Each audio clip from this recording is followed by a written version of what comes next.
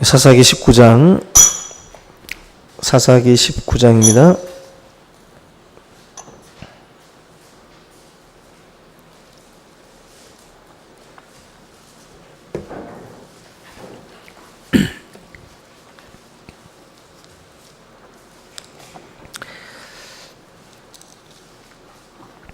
사사기 19장 1절부터 오늘 9절 말씀까지만 보겠습니다. 사사기 19장 1절부터 9절입니다. 제가 한 절, 여러분들이 한 절 교독합니다. 이스라엘에 왕이 없을 그때에 에브라임 산지 구석에 거류하는 어떤 레위 사람이 유다 베들레헴에서 첩을 맞이하였더니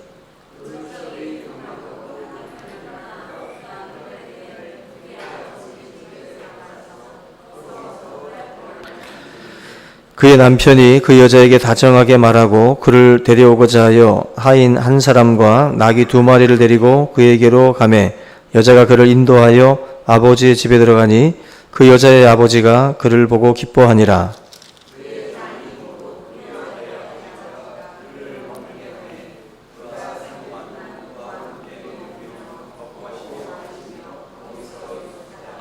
넷째 날 아침에 일찍이 일어나 떠나고자 하매 그 여자의 아버지가 그의 사위에게 이르되 떡을 조금 먹고 그대의 기력을 돋은 후에 그대의 길을 가라 하니라.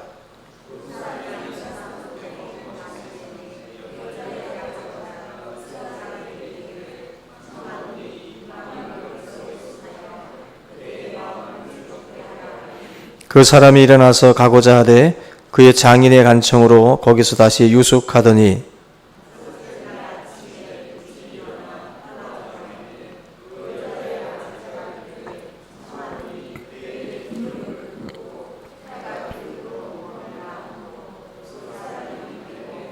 다 같이 그 사람이 첩과 하인과 더불어 일어나 떠나고자 하매 그의 장인 곧 그 여자의 아버지가 그에게 이르되 보라 이제 날이 저물어 가니 청하건대 이 밤도 유숙하라. 보라 해가 기울었느니라. 그대는 여기서 유숙하여 그대의 마음을 즐겁게 하고 내일 일찍이 그대의 길을 가서 그대의 집으로 돌아가라 하니. 아멘. 할렐루야. 우리 옆에 계신 분들과 주의 이름으로 우리 사랑합니다. 은혜 받읍시다. 한번 인사 나누겠습니다. 오늘 이제 사사기도 거의 이제 마무리 부분까지 이제 오고 있는데요. 오늘 레위인의 어떤 그 타락상에 대해서 좀 같이 살펴보겠습니다.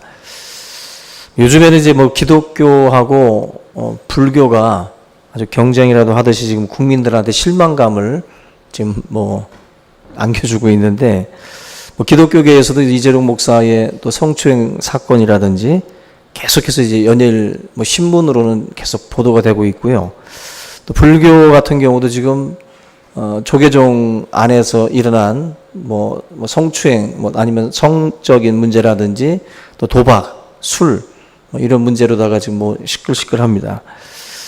사실 이 조계종 문제가 뭐 오늘은 우리 기독교 얘기는 하도 많이 했으니까 조계종 얘기를 좀 하겠는데, 이 조계종 같은 경우는 지금 하루 이틀 얘기가 아니에요. 사실 이게 우리 농담 비슷하게 스님들이 냉면 밑에다가 고기 깔라고 그냥 말없이 뭐 그런 얘기들도 많이 있는 것처럼 이 조계종 안에서 벌어지고 있는 일들은 충분히 예상이 되는 게, 지금 스님들이 만지는 돈이 상당수거든요.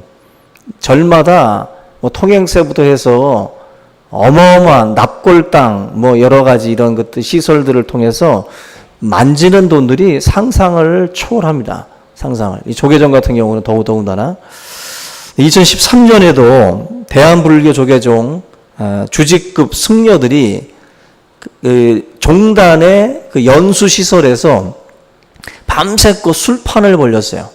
밤새껏 연수 시설에서 밤새껏 술판을 벌였다가 그게 이제 들통이 났는데, 이 사람들이 누구냐면은 그냥 뭐 땡중들이 아니라 뭐 승가대학교 그 나름대로 이제 졸업한 동기들끼리 20년 만에 만나가지고 반가워서 서로 술판을 벌린 거예요.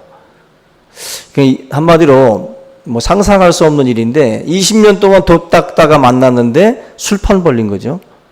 20년 동안 무슨 돌을 닦았는지 몰라도 20년 동안 뭐 나름대로 안 보이는 곳에서 아마 이 뭐 술 이기는 뭐 그런 것들을 훈련했는지 소주 한 박스랑 맥주 3박스를 먹었다 그래요. 10여 명이서 뭐 일반인들 먹듯이 그냥 막 부어라 마셔라 했던 겁니다. 이날 이 일들이 이제 나름대로 이제 들통이 난 건데, 여러분들 기독교 버전으로 얘기를 하면 뭐냐면 기도원에서 신학대학교 동기 목사님들이 술판 벌린 거예요. 그 그림입니다. 그러니까 똑같은 그림이다. 기독교 버전으로 얘기하면 기도원에서 신학교 동기생 목사님들끼리 모여서 밤새고 술 마신 얘기예요. 한마디로 이 불교 조계종도 썩을 대로 썩은 겁니다. 한마디로 이 불교 안에서도 뭐 자정의 소리들이 나올 정도로 말이 많은데, 이 2013년도 이 이야기도 보면은요, 그 한겨레 신문에 나온 기사를 보면은 그 술을 마셨던 10여 명 중에 한 분이 그 멘트를, 한마디로 인터뷰에서 멘트를 하는데 이런 말을 합니다. 20년 만에 도반들이 모여 소식을 나누는 자리였다. 종단 소유시설이라 편하게 생각했던 것 같다. 죄송하다. 이렇게 말을 했어요. 말 들어보면 도반이라는 것은 함께 돌을 닦는다는 건데, 함께 돌을 닦은 스님들 12명이 결국 함께 모여서 이렇게 술판을 벌렸다. 여러분들, 이게 사실 있을 수도 없는 일이죠. 있을 수도 없는 일인데 사실 이게 좀 비일비재하게 일어나고 있다라는 거예요. 비일비재하게. 목사들 중에도 아직도 술을 즐기는 목사들이 있습니다. 그 모여서들, 또 자기들끼리도 모여서 먹는 목사들도 있어요. 또 자기 혼자서 홀짝 문 고르지 않고 마시는 목사들도 있을 것이고, 한마디로 옛 구습을 못 끊어버리고 지금도 홀짝 먹고 있는 그런 사람들이 있고, 지금 이게 또 같이 또 뜻맞는 도원결의 하듯이 뜻맞는 이들끼리 모여가지고 같이들 또 이렇게 너도 비밀 나도 비밀 해서 같이 술자석을 즐기는 그런 사람들도 있습니다.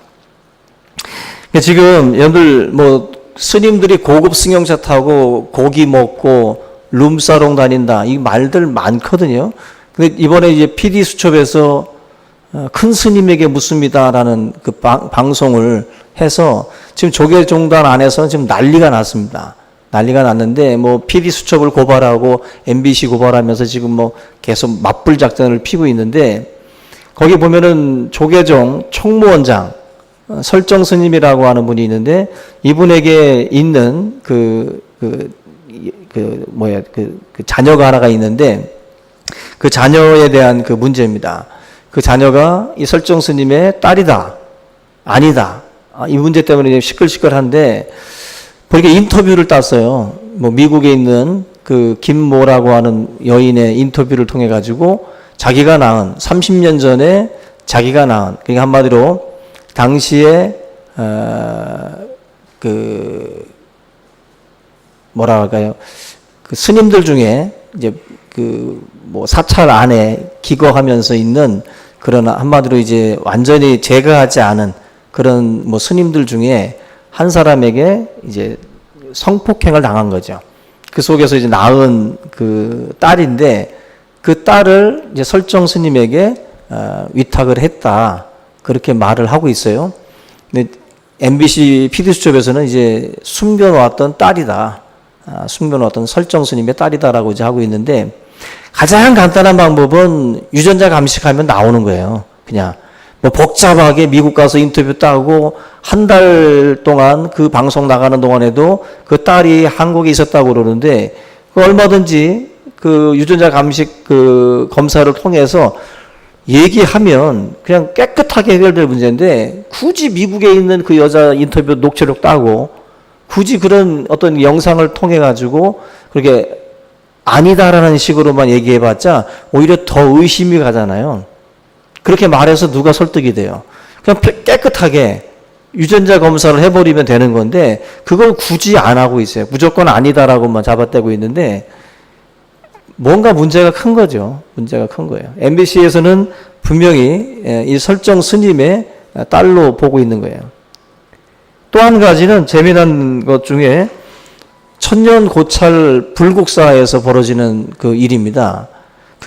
여기 보니까 장주라고 하는 전 불국사의 주지 스님이었던 장주라고 하는 그 스님이 이제 폭로를 통해서 이제 알게 된 건데, 불국사 안에 그때 번호가 31번인가 하여튼 몇 번인데, 정해료라고 하는 그 작은 어떤 뭐 이렇게 그 암자처럼 생긴 그 장소가 있는데, 이 정해료라고 하는 이 장소에는 외부인 출입금지, 일반 스님도 출입금지, 오직 관계자 외에는 출입을 금하는 그런 비밀의 장소인데, 그 장소에서 바로 이 불국사 실세 12명들이 함께 모여가지고 도박판을 벌린다는 거예요. 도박판을. 그 안에서 아무도 함부로 못 들어가는 장소입니다. 그 안에 불국사 종상이라고 하는 그 스님, 불국사 관장인 종상 스님, 그리고 성타라고 하는 스님이 그 흔히들 도박하우스라고 그러죠. 하우스 장이 돼가지고 그 12명들이 함께 모여가지고 도박을 즐긴다는 거예요.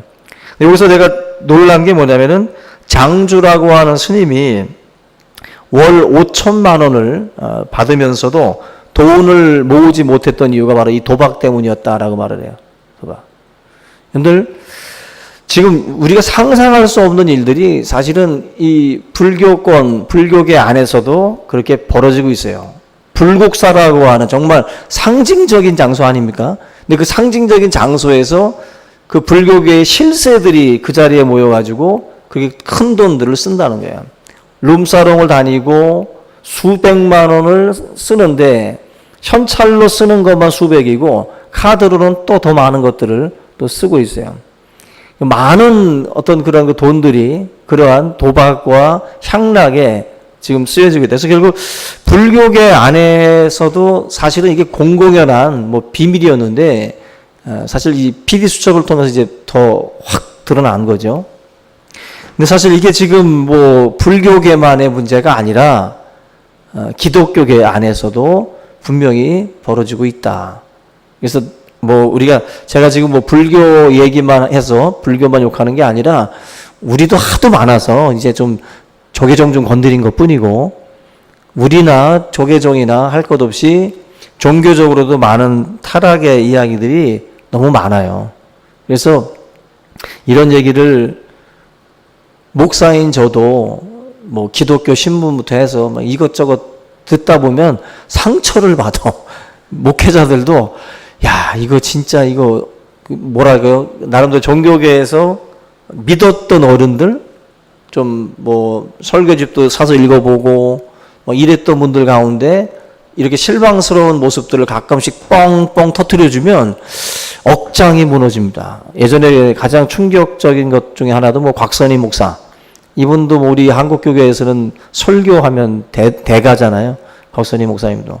예전에 그 뭐 방송에 뭐 벤틀리부터 해가지고 막 이런 자가용부터 해서 좀 약간 실망스럽죠. 뭐 그게 뭐 진위 여부를 떠나서 어쨌거나 그래도 우리 기독교 안에서 어른이라고 불려지던 분들이 그래도 막 성자는 아니라도 그래도 어느 정도까지는 좀 기대를 하고 있는데 그 수준에도 못 미치는 모습으로 이렇게 비춰지는 걸 볼 때 막 억장이 무너집니다. 어느 정도 우리 일반인들이 그래도 좀 물어보고 싶고 기대고 싶은 어른이 우리 기독교 안에도 좀 있어야 되는데 사실 지금은 거의 없어요. 예전번에 뭐 한경직 목사님 돌아가시고 나서는 거의 뭐 없다고 봐요. 그 정도로 우리 기독교계 안에도 어른이 없습니다. 그만큼 우리 한국 교계도 타락했고 뭐 불교계도 지금 뭐 타락했다고 볼 수 있죠. 이미 뭐 예전부터 냉면 밑에 깔아 먹었으니까 그 불교계는 두말할 것도 없고, 우리 기독교계가 지금 이 사사기 19장을 보시면 요 시대의 상황들이 사실은 굉장히 실망스럽고 굉장히 타락한 모습인데 뭐 그렇게 우리랑 별반 다르지 않다. 지금 우리가 살고 있는 이 시대나 뭐 칼빈이나 루터가 활동하던 종교개혁 당시의 모습이나 별반 다르지 않을 정도로 타락한 모습을 보여주고 있다. 여기 보면 이제 레위인에 대한 이야기가 지금 나오고 있는데, 에브라임 산지에 거류하는 레위인이 1절 보시면은 첩을 얻어요. 1절부터 아주 그냥 막장 드라마가 지금 펼쳐지는 거예요. 그냥 일반 지파도 아니고 일반인도 아니고 레위인인데, 그죠? 레위 사람이 첩을 맞이했다라는 이 구절은 상상할 수 없는 구절이에요. 거기다 레위인은 세속적인 직업에 종사하는 사람이 아니라 성전을 섬기는 그런 역할들을 감당했던 사람들인데, 경건한 삶을 살아야 되고 백성들을 가르칠 책임과 의무가 있어요. 그런데 이 베들레헴까지 가서 첩을 취했다. 이것을 우리가 당시의 영적인 그 상태가 어땠는지를 보여주는데, 우리가 살고 있는 이 시대도 그렇지만 이 당시에도 이스라엘 백성들 사회가 레위 지파라고 하는 지파가 이 정도였다면 다른 지파는 더 이상 볼 게 없는 거예요. 종교에는 그 시대의 거울인데, 바로미터인데, 이 거울이라고 할 수 있는 레위 지파 안에서 이런 일들이 벌어지고 있어요. 하나님이 철저하게 금했던 일들입니다. 그런 일들을 지금 버젓이 지금 하고 있는 거예요. 뭐 레위는 뭐 좀 쉽게 말하면 뭐 종교 지도자들부터 해서 다 뭐 우리가 좀 생각해 볼 수가 있는데, 뭐 정명석, JMS 정명석이라든지, 또 성락교회 김기동 목사라든지, 또 뭐 최근에 만민중앙교회 이재롱 목사, 다 이 지금 이런 여자 문제로다가 지금 말년에 아주 고통을 받고 있죠. 근데 결국 이게 지금 이단들만의 문제가 아니라 건전한 교단에서도 비일비재하게 일어나요. 이게 이단에서만 일어나는 게 아닙니다. 그리고 타 종교에서만 일어나는 게 아니고, 우리 고신이든 뭐 합동이든 통합이든 상관없이 교단 불문하고 어디서나 지금 이런 일들이 벌어지고 있다. 예전에 그 사탄교 이야기 아시죠? 어느 성도가 비행기를 타고 해외여행을 가는데 한 성도가 너무나도 진지하게 기도를 하고 있길래 물어봤다 그러잖아요. 도대체 뭘로 그렇게 기도하셨냐고 그랬더니 기독교 교계의 목회자들의 타락을 위해서 기도했다고. 알고 보니까 사탄교예요. 사탄교를 믿는, 미국에는 뭐 사탄교 추종자들이 많으니까 그 사탄교 추종자들이 일반 기독교계의 목회자들의 타락을 놓고 그렇게 기도를 진지하게 하더라는 거예요. 근데 정말로 뭐 이런 뭐 건전 교단부터 시작해서 이단 할 것 없이 군소 뭐 교단 할 것 없이 모든 교단에 걸쳐 사실 이런 일들이 계속 벌어지고 있어요. 사실 우리가 레위인이라고 하는 것은 상징적으로 보면 이게 지금 종교적인 어떤 지도자들만의 문제가 아니라 베드로전서에 보면은 우리가 왕 같은 제사장이라고 그러죠. 레위 지파에서 아론의 계열만이 제사장의 그 반열에 그 직분을 감당을 하게 되는데, 결국 우리가 레위 지파고 우리가 제사장이고 우리가 하나님의 거룩한 백성인데, 그렇게 되면 사실 지금 우리 성도들이 영적 사명들을 다 감당해야 된다라는 거죠. 그런데 지금 레위 이 지파 이 사람이 첩을 맞이하고 온갖 어떤 그런 하나님의 말씀과는 거리가 먼 그런 삶을 살았던 것처럼 지금도 어떻게 보면 교회가 마지막 이 시대의 보루가 돼야 되고 우리 성도들도 거룩의 대명사가 돼야 되는데 그렇지 않잖아요. 뭐 이혼율도 지금 일반인들하고 거의 같다고 합니다. 뭐 교회를 다닌다고 해서 별반 다르지 않다라는 거예요. 근데 또 이걸 역으로 생각하면은 이혼했던 분들이 교회 들어와서 그럴 수도 있어요. 그래서 꼭 예수를 믿어서 이혼했다기보다. 근데 어쨌거나 지금 일반과 교회는 별로 그렇게 구별이 안 됩니다. 그건 레위 지파 또 왕 같은 제사장인 우리 성도들의 삶이 그 거룩과는 거리가 멀다라는 거죠. 거룩과는. 그만큼 우리가 다시 한번 이 시대의 마지막 뭐 양심이 되고 마지막 의인들이 돼야 되는데, 그런 면에서 지금 이 19장에 나타난 이 사람의 모습과 별반 다르지 않다. 이 막장 드라마를 여러분들이 한번 읽어보시면 재미난 게 뭐냐면 등장인물마다 막장이에요. 그냥 등장인물마다. 지금 오늘 짧게 9절까지만 읽었지만 그냥 뭐 어떤 행동을 할 때마다 기가 막히고 코가 막히는 일들이 계속 벌어집니다. 여기 보면 지금 레위인 자체도 문제잖아요. 지금 이 사람의 행동도 문제인데 첩에 대한 이야기도 또 문제예요. 2절 보시면 그 첩은 또 뭐랬냐면은 행음을 해요. 그 레위인과 나름대로 또 이제 그 첩으로서 드렸는데 또 그 와중에 또 행음을 해서 또 남편을 떠나서 고향 집으로 도망을 가버립니다. 한마디로 레위인도 문제고 첩도 지금 정상은 아니라는 거죠. 정상은 아닌 모습으로 지금 가고 있다. 이 상황에서 여러분들 어떻게 행동해야 될까요? 만약에 이 잘못된 어떤 그 결정을 내려서 첩을 뒀는데 이 여인이 지금 도망을 가버렸어요. 싫다고. 그 넉 달이 지났어. 그럼 어떻게 해야 돼요? 하나님께서 이제 정리하라고 하시나 보다 해서 빨리 정리를 해야지. 정리를 하고 뭔가 이제 다시 원래의 자리로 돌아가는 어떤 그러한 뭐 흔히 말하는 뭐 회개 그런 어떤 그 기회로 요 상황을 사실은 삼아야 되는데 그렇지 않죠. 사실 우리도 죄의 자리에 있거나 또 죄를 지을 때 적어도 언제나 하나님은 돌이킬 수 있는 기회를 줘요. 돌이킬 수 있는 기회를. 지금 이 상황도 놓고 보면 레위인이 다시 돌이킬 수 있는 기회이기도 합니다. 성경을 보면 삼손도 돌이킬 기회가 있었어요. 근데 계속해서 이방 여인 집을 다시 찾아가는 그런 죄를 범했고 다윗도 또 바세바를 범했을 때 또 회개할 수 있는 기회가 있는데 기회를 또 놓치고 우리아를 또 죽이기도 하고 계속해서 기회를 놓쳐요. 유다도 예수님께서 경고하셨잖아요.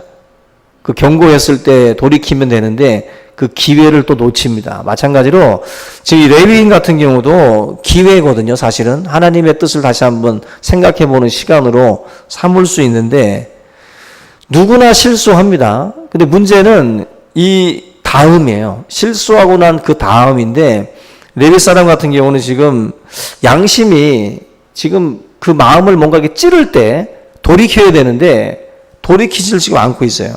하나님이 계획을 빗나가도록 뭔가 간섭하시면 거기에서 엎드려야 되고 거기서 뭔가 하나님의 뜻을 좀 찾아야 되는데 그러지 않고 지금 고집스럽게 다시 또 가요. 거기를. 그 여인을 또 찾아갑니다. 넉 달이 지났는데 또 찾아가서 그 여인을 다시 데리고 오려고 또 그렇게 용을 써요. 지금 이게 지금 무슨 원래의 아내를 돌이키는 싸움이 아니라 잘못된 선택을 했던 그 내용인데 이걸 다시 또 주워다 담는 거예요. 주워다 담는 거예요. 이걸 지금 우리가 잘못된 줄 알았으면 돌이켜야 됩니다. 근데 우리 남자들도 보면 잘못된 줄 알고도 고집스럽게 밀고 갈 때 많거든요. 그냥 끝까지 밀고 가요. 그런 것처럼 하나님께서 우리에게 돌이킬 수 있는 기회를 주면 겸손한 사람들은 바로 엎드립니다. 바로 그냥 다 비워버려요. 그런데 교만이 우리 가운데 있으면 이거 접지 않습니다. 우주 비행선이 우주 탐험하고 지구 쪽으로 귀환을 할 때까지 소홀히 할 수 없는 게 하나가 있는데 그게 뭐냐면은 그 궤도 수정이라고 그래요. 궤도 수정. 우리는 마치 뭐 이렇게 한번 딱 맞춰놓으면은 그냥 비행기가 그냥 알아서 쭉 오는 거로 생각을 하는데 그렇지 않답니다. 지구로 귀환할 때 계속해서 궤도를 수정을 한대요. 이게 계속 어긋나서 궤도 수정을 반복해서 수없이 한답니다. 그래야만이 지구로 안전하게 귀환할 수가 있대요. 그 궤도 수정을 제대로 못하면 안 된다는 거예요. 우리가 살면서 사실 우리가 이렇게 곧바로 가지 않잖아요. 항상 어긋난 길로 가고 뭔가 잘못된 길로 갈 때가 있잖아요. 그럴 때마다 궤도를 수정을 해야 된다고. 근데 궤도를 수정을 하려면 하나님의 말씀의 빛이 우리 가운데 있어야 돼요. 그래야만이 우리가 양심에 찔린다라는 게 뭐냐면은 잘못 가고 있구나 하는 것을 알려주는 거거든요. 베드로가 설교할 때 마음에 찔려서 우리가 어찌할꼬 하면서 회개했던 것처럼 그게 궤도 수정이에요. 그게 하나님의 말씀을 듣다가 하나님이 자기를 찌르면 하나님의 말씀은 검보다도 예리하다고 그랬잖아요. 그래서 혼과 영과 관절과 골수를 찔러 쪼갠다 그랬어요. 내 마음에 숨겨둔 죄악들을 하나님의 말씀이 딱 찔러버린다고. 그럴 때 그 말씀을 듣고 회개하고 궤도를 수정을 해야 된다고. 근데 그걸 안 한다는 거예요. 그걸 안 하고 자기가 잘못 가고 있는 그 궤도를 그냥 끝까지 밀고 가는 거예요. 끝까지. 이건 하나님 앞에 심판을 받을 수밖에 없다. 우리 인생길이 결국 이 궤도 수정이 굉장히 중요합니다. 저도 여러분들도 다 똑바로 못 가요. 우리 인간은 그런 말 있잖아요. 절대로 우리는 눈 감고는 똑바로 못 걷는다 그러잖아요.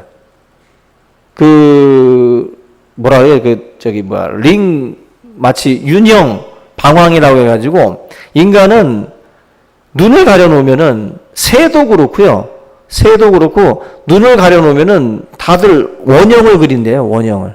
자기 생각에는 똑바로 간다고 가는데 알프스에서 조난당한 사람이 있었는데 이 사람이 그 길을 잃고 나서 그 마을을 찾기 위해서 거의 하루에 12시간씩 막 걸어갔대요.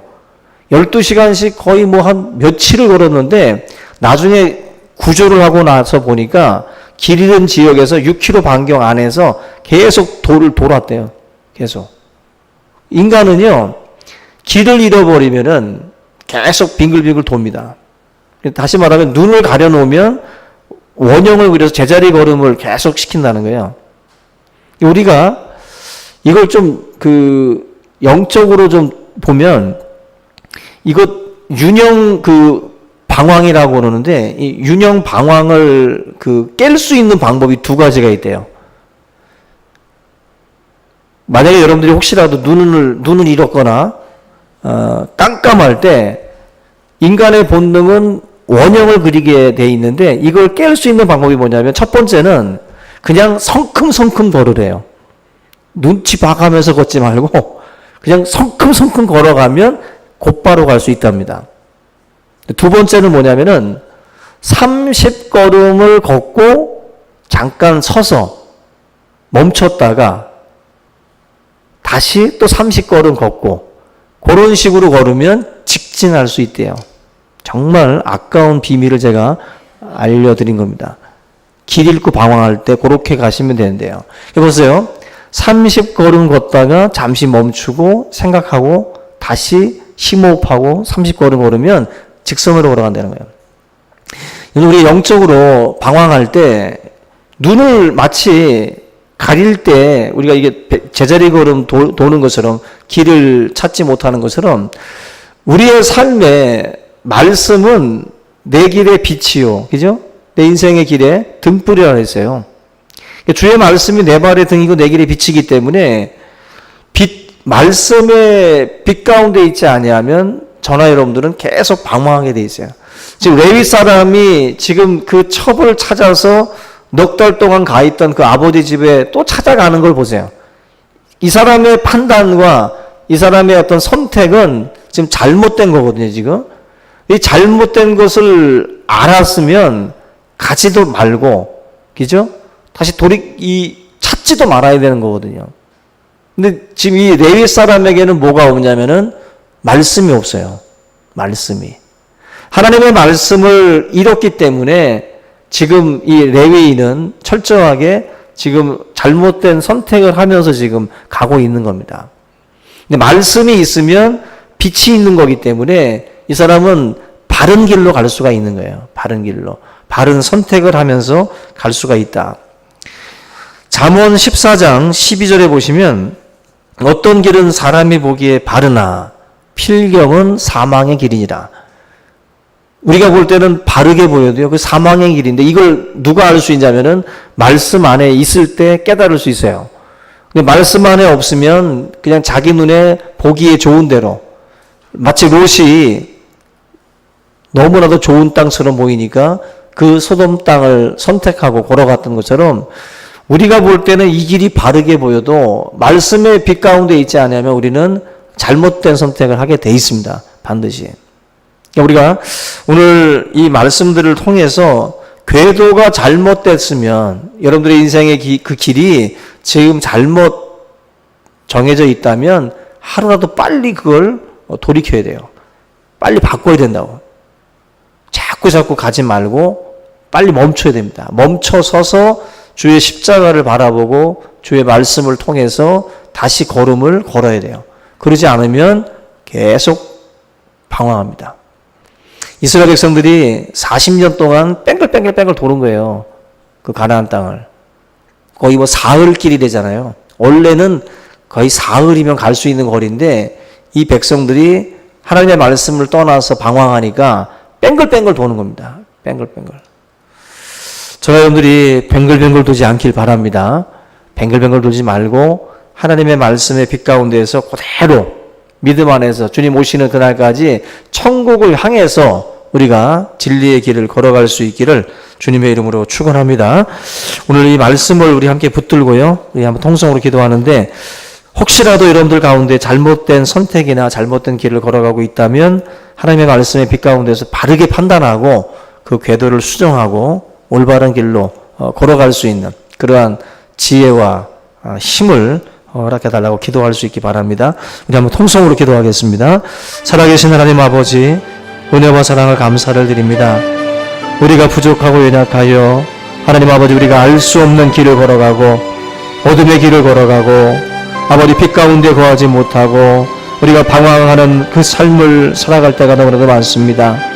하나님 아버지, 진리를 선택할 수 있도록 우리를 아버지라는 빛 가운데로 인도하여 주시옵소서. 말씀의 빛 가운데 거하게 하셔서 하나님의 그 진리들을 깨달아 알 수 있게 도와주시옵고 성령 안에서 이 모든 것들을 판단하고 행할 수 있도록 하나님 아버지 역사하여 주시옵소서. 우리 모든 충신교회 모든 성도들이 하나님 아버지 이 땅의 마지막 소망이 되게 하시고 하나님 아버지 이 땅의 유일한 희망이 되기를 원합니다. 거룩한 하나님의 백성들 되게 하여 주셔서 이 땅에 아버지 하나님여 더럽고 악하고 음란한 이 세대를 본받지 아니하고 우리가 하나님의 말씀 안에서 또 우리가 진리를 따라 행할 수 있는 하나님의 귀한 종들 되게 하여 주시옵시기를 주여 간절히 바라오곤 합니다. 성령 안에서 역사하여 주시고 우리를 하나님의 말씀의 진리로 아버지 이끌어 주시옵소서.